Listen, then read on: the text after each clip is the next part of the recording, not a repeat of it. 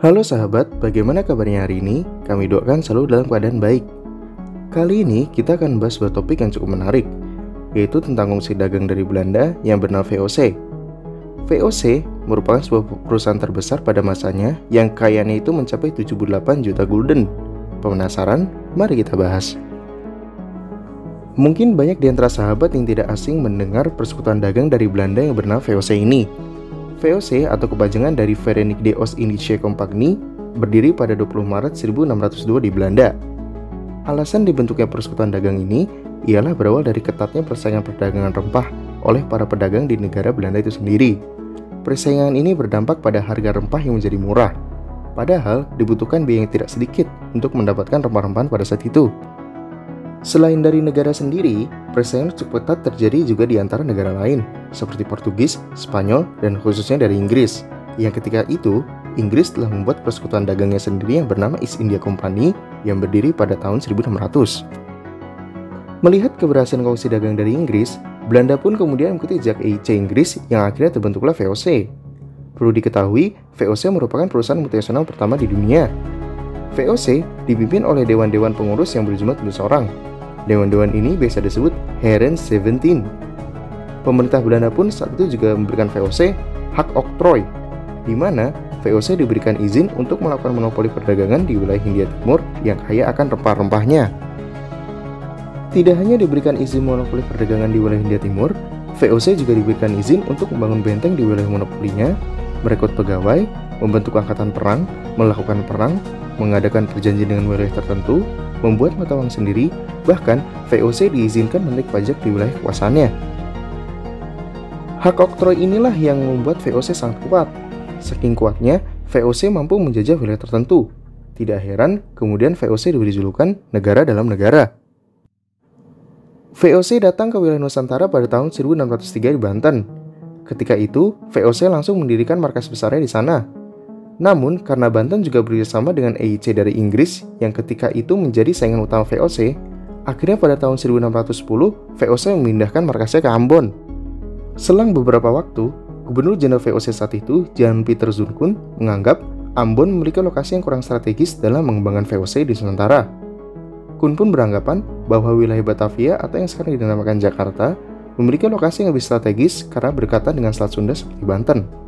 Dan Batavia dianggap lokasi yang sangat cocok untuk bisa mengembangkan VOC. Akhirnya, VOC pun memindahkan markasnya ke Batavia pada tahun 1619. Dan benar saja, berkat wilayahnya yang strategis itu, pendistribusian barang ke wilayah tertentu menjadi lebih mudah. VOC pun kemudian menjadi perusahaan yang jauh berkembang dari sebelumnya. Melihat lokasi Batavia yang strategis itu, akhirnya wilayah Batavia ditunjuk menjadi pusat pemerintahan VOC di luar Belanda.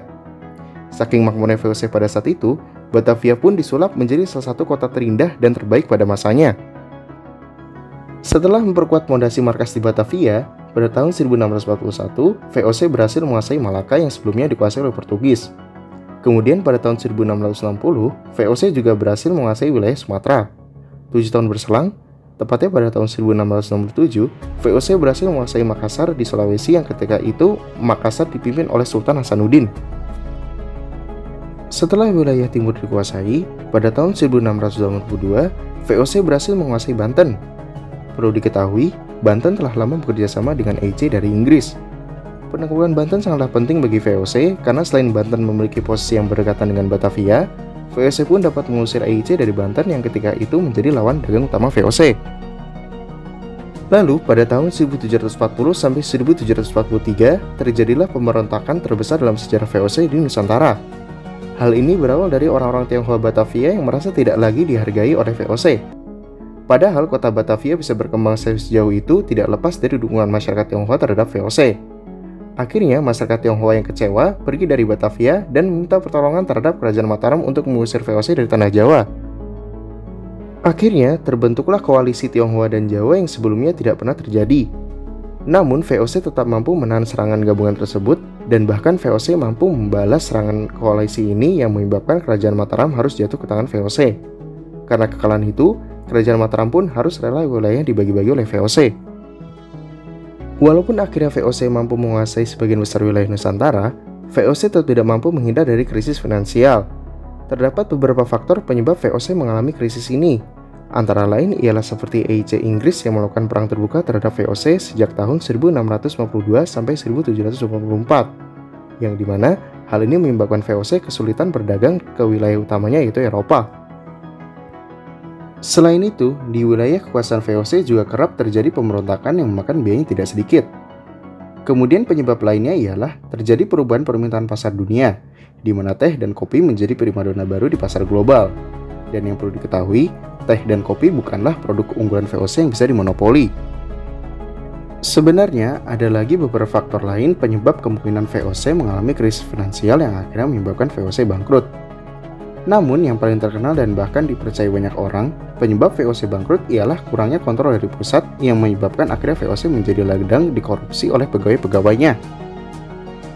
Perlu diketahui pada saat itu korupsi di VOC sudah menjadi hal yang biasa terjadi, yang bahkan Gubernur Jenderal mereka sendiri juga melakukan praktik ini, hingga akhirnya bangkrutan VOC diberi julukan yang mengubah kebanyakan VOC itu sendiri menjadi Vergaan onder koruptie, atau bisa diartikan binasa di bawah korupsi. Krisis inilah yang akhirnya membuat VOC akhirnya bangkrut. VOC resmi dibubarkan pada 31 Desember 1799 dengan meninggalkan hutang sebesar 136,7 juta gulden.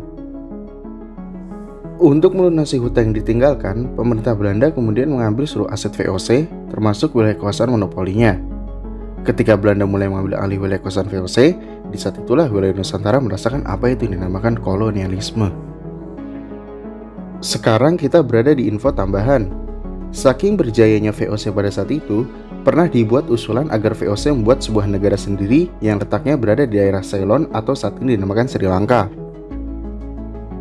Namun hal tersebut ditolak oleh Dewan VOC karena tujuan utama VOC ialah membuat untung sebaik-baiknya.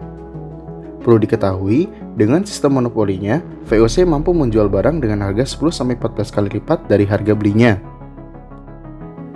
Info tambahan yang berikutnya, pemerasan yang dilakukan oleh VOC ketika itu sangat dibenci oleh masyarakat yang berada di wilayah kekuasaannya, khususnya di wilayah Nusantara. Orang-orang VOC ini kemudian diberi julukan atau ejekan company oleh masyarakat lokal. Company tidak lain merupakan bentuk lain dari Compagnie yang terdapat di logo VOC itu sendiri. Ejekan company atau dalam bahasa Indonesia artinya perusahaan juga berlaku pada penjajah Belanda yang datang ke Indonesia setelah mereka mengambil alih kekuasaan VOC. Bagaimana? Ada tambahan? Silahkan like dan share jika kalian menyukai pembahasan kami. Atau jika ada masukan, silahkan tulis di kolom komentar. Klik subscribe dan tekan tombol lonceng notifikasi untuk dapat membantu kami mengembangkan channel ini.